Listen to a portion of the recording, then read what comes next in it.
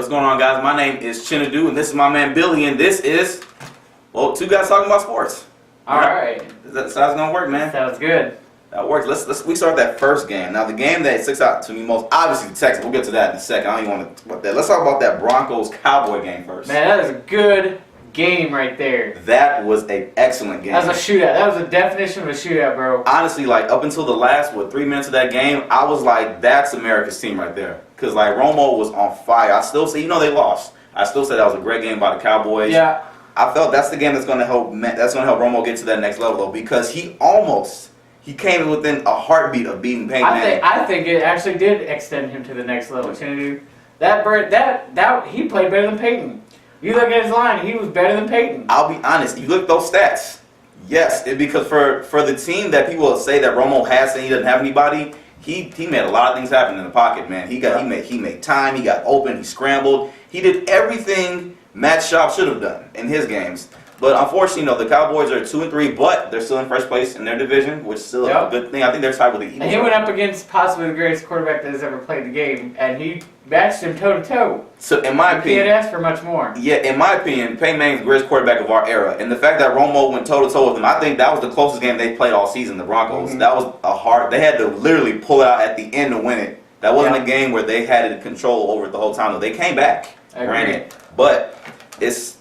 I see the Cowboys literally like maybe losing 2-3 more games, but I see them winning the rest of their season, honestly. And I see them like finally getting back into the playoffs. It's been, a 10, 11-year drought so far for the Cowboys? It's been a while. It's been a while they've been in the playoffs. But the Giants been pushing them out each year. Yes, the Giants. So let's talk about that Texans game, that abomination, that sabotage moments that happened 45 seconds into the game. Schaub throws a pick six.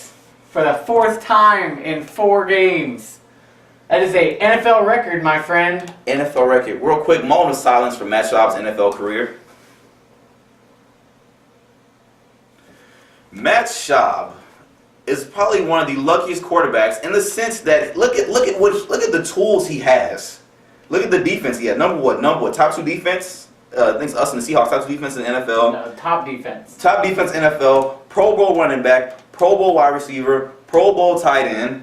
What's the problem? Your team is fairly young. Like, don't say, the average age is, 25, 26, right? I think the oldest guy out there has to be, Reed. And even then, Reed can still move. He didn't move well last night in that game, but in general, he still moved pretty good. And you see Schaub in there struggling, throwing picks, not having any type of quarterback sense. And the fact that this is his 10th season.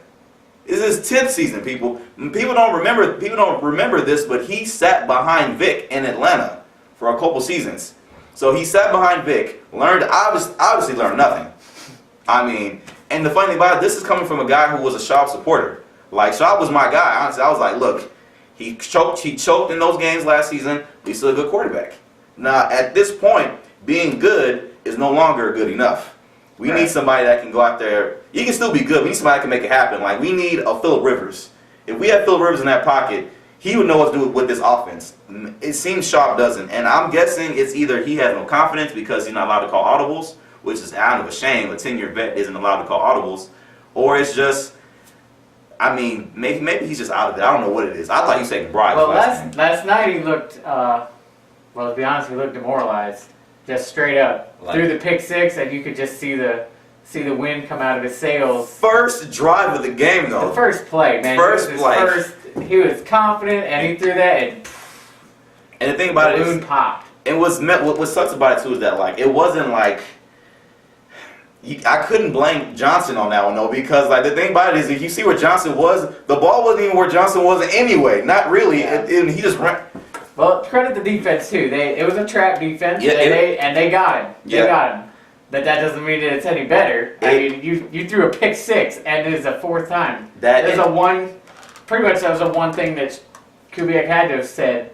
Just don't throw a pick six. And that is very true, you guys. That's very, very true, because it seemed like picks happen. All quarterbacks throw picks. Manning threw a pick in this last game, didn't he? He threw a pick in his last game against the Cowboys.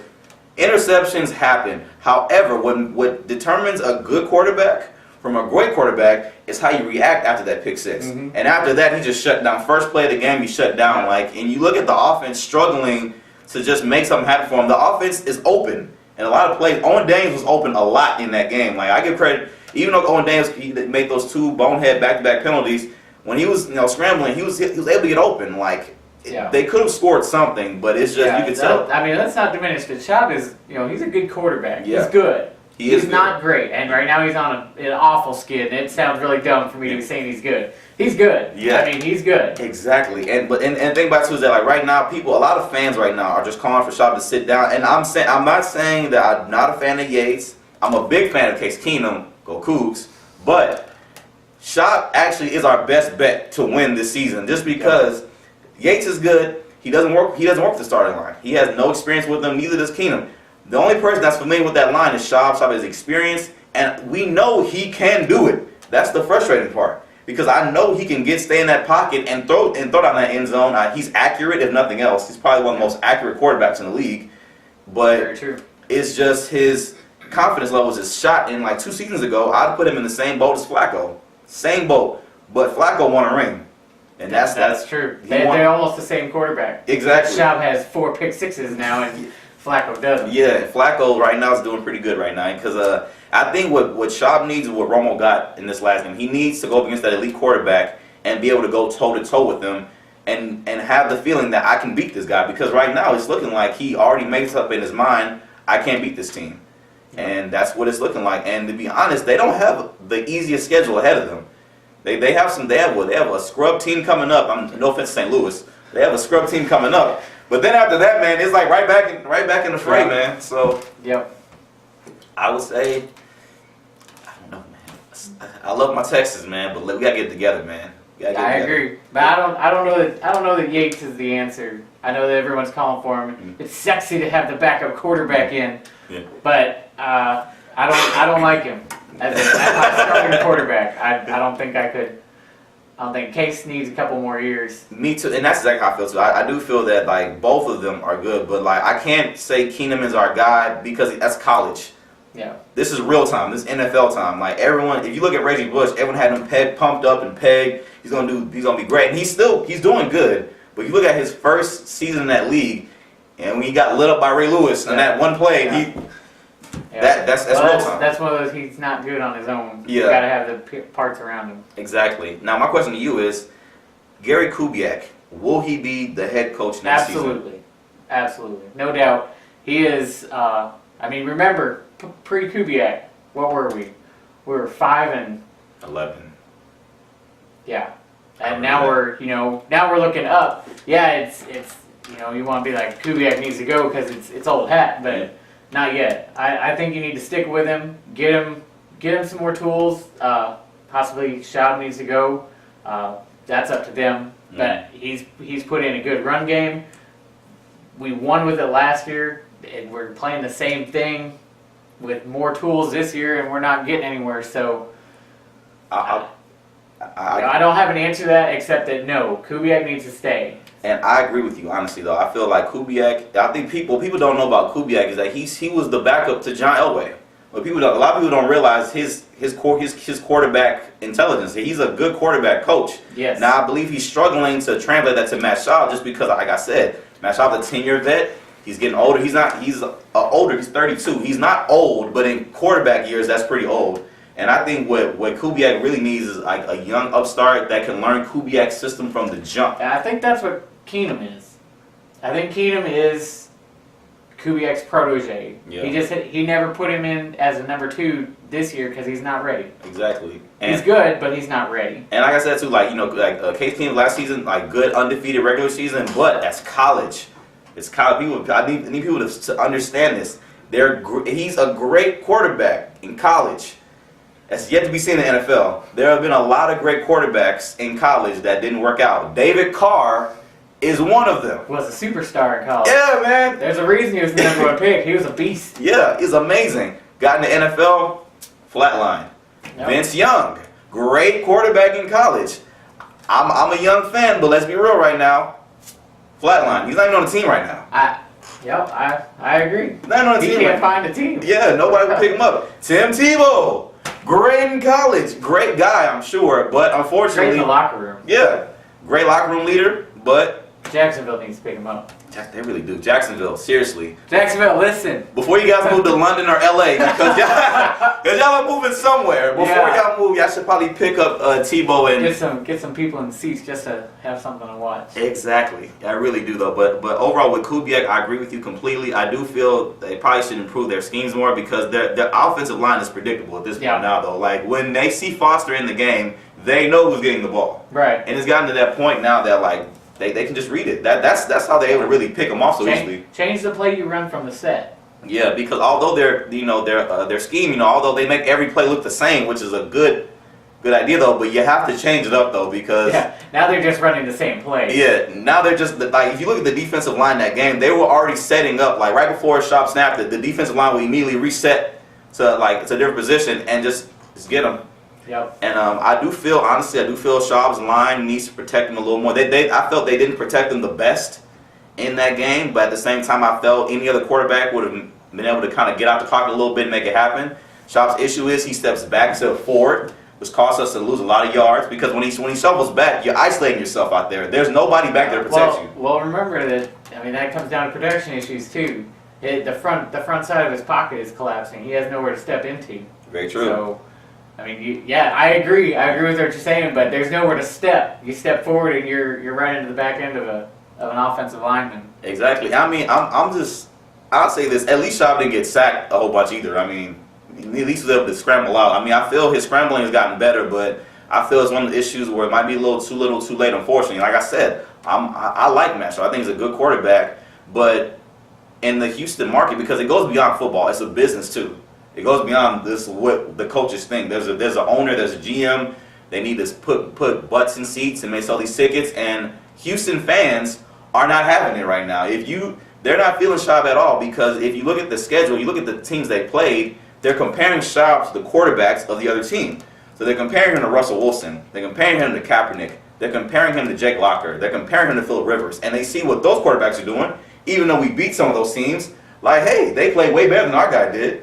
You see Russell Wilson shake the whole defensive line. I mean, in all due respect, we have a great defensive line, but Russell Wilson can break out there and shake him. And although I give Watt a whole lot of credit, Watt ran that boy down. It's just that Russell Wilson's an agile quarterback, so's Kaepernick. Schaub isn't, and I feel a lot of the Houston fans want an agile quarterback. Yeah. All right. I know we're running out of time. I got a quick question for you, just real quick. Which is gonna happen first?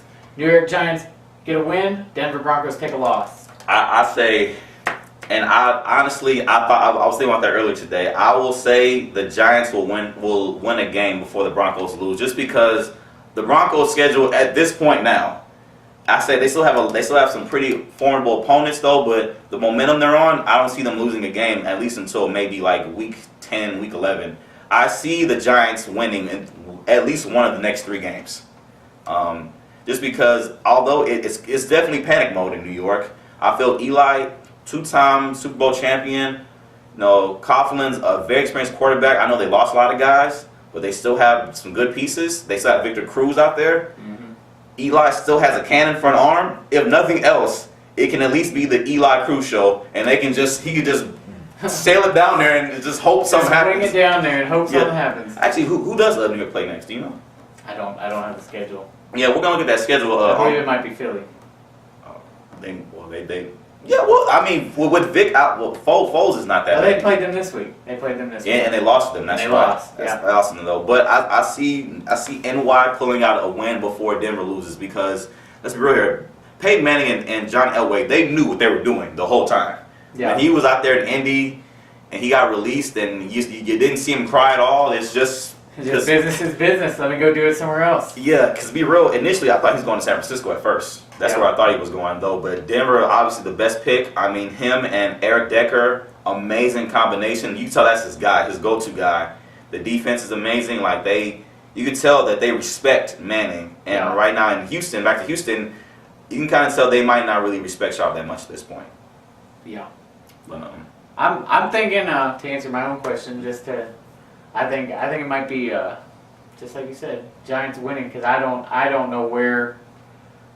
Dallas gave them a good run, but they had the weapons to do that. Yeah. Not many teams have 2 to 3 wide receivers that can absolutely blaze down the field.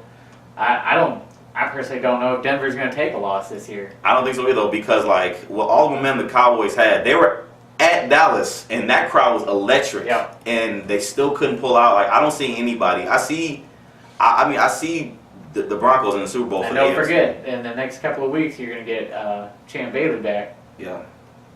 And that defense is only going to get better. Yeah, and that's the thing too. Manning is only getting better. He's only getting more comfortable in the pocket. His defense is only getting more motivated though, because they know Manning has the ability to lead them to the Super Bowl because he's done it before.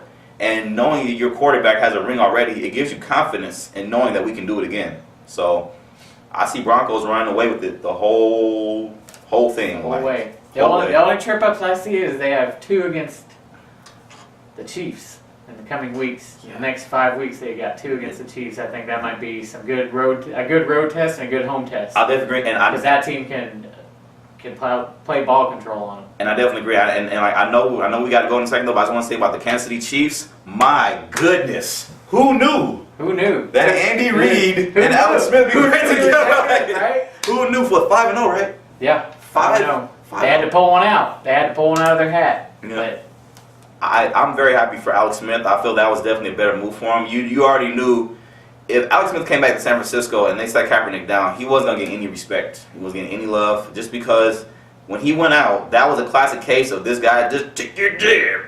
Really, just took your job, man. Just took it. But luckily he's able to rebound, and the Chiefs, they're on fire. Yeah, they're good. They're on fire. They beat legit teams. They're not playing like the Jacksonville Jaguars. No offense, well, he's playing like the #1 pick that he was. Yep. He's a 8-9 year vet. Yeah. 8-9 year vet. You see that? Wow. Shaw. We've been around a while. Yeah.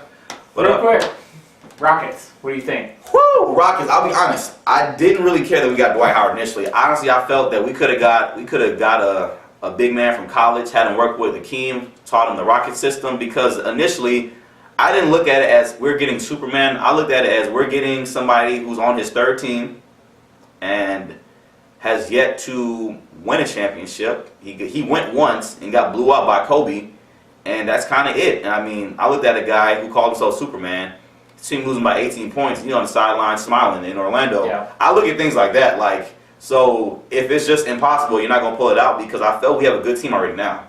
Yeah. So, but they've good start, man. Hey, we'll see what happens. I won't. 50 wins. Hey, anything. You know what? I believe that. I do believe the Rockets will be back in the playoffs, though, just because of the energy that's already there. I felt if Dwight Howard can come in and play his role in there, and because I really don't know who's the leader of the team as of right now. I don't know if it's Harden. I don't know if it's going to be Howard. I don't know. But we'll find out as the season progresses. We'll see in the games who's the leader, though. But I really feel the Rockets will definitely make a good run in the playoffs. So I see them getting past the first round, definitely. All right. At least getting to the semis, at least. Hopefully. I'm right with you. I think they got a good team. I'm right with you. Real quick, Lakers are done, by the way, people. Lakers are over. Let me get this camera real quick. It is over in L.A. I'm sorry. Kobe is done. He knows he's done. I'm sorry. I had to get the camera set, though. It's done. I'm sorry. Over. It is over. It's over. That train is, 45 wins maybe? 8th seed, I'm sorry. If that. If that. And they got some stout competition in the Western Conference. It's stacked. Because the West, if they're in the East, they have a better chance, though. But the West is full of young, hungry sharks. Yep. The East is Miami and New York and New Jersey. New York. And that's kind of it. That's it. The West, you got. Although you got the Pacers over there, don't rule them out. So that's 1 through 4. Danny Granger, I will admit, they're that's a beast team. Their time is coming. They're gonna be in the finals a lot sooner than people think. It's not gonna be 8 years from now. It's gonna be a lot sooner this year.